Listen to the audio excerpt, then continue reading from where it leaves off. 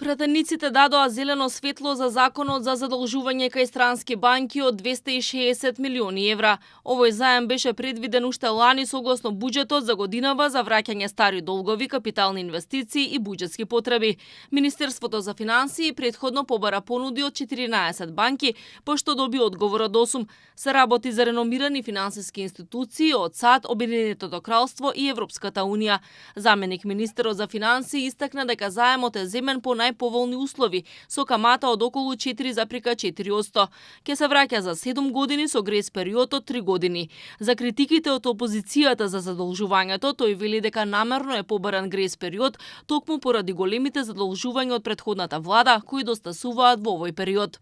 Овие средства имаат за цел да обезбедат континуирана ликвидност на буџетот, поддршка на планираните јавни инфраструктурни инвестиции и уредно сервисирање на постојните обврски на државата.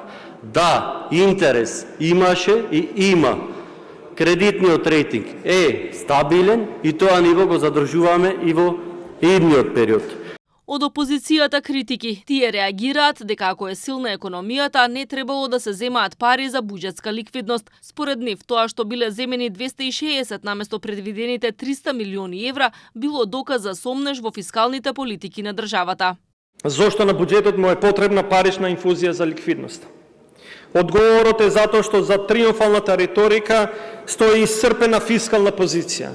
Владата бараше 30 милиони евра, 300 милиони евра, а договорила само 260 милиони евра. И ова е разлика меѓу бараното и добиеното, е директно економска порака која треба да се прочита. Пратениците од ВМРО ДПМН објаснуваат дека Министерството за финансии решило да земе 40 милиони евра помалку, бидејќи во државната каса ќе се слеат парите од Европската комисија за спроведените реформи. Тие порачаа дека СРСМ не може да критикува, бидејќи во нивно време јавниот долг се зголемил од 4,8 милиарди евра во 2017-та на речиси 9 милиарди евра на крајот на мандатот. Останатите 40 милиони евра може да ги наплати од Европската унија заради тоа што седнал и реализирал реформска агенда и средствата кои што ќе легнат по таа основа се доволни да го покријат овој дел од заемот. Каматата на овој заем, или сликовито да ви објаснам, е помало од вкупниот политички рейтинг на вашата партија. Пратениците ја разгледаа и фискалната стратегија според која се ревидирани проекциите поради конфликтот на Блискиот Исток. По кризата ќе следи стабилизација, економскиот раст ќе биде 4% следната година, а инфлацијата ќе се сведе на 2% до 2031.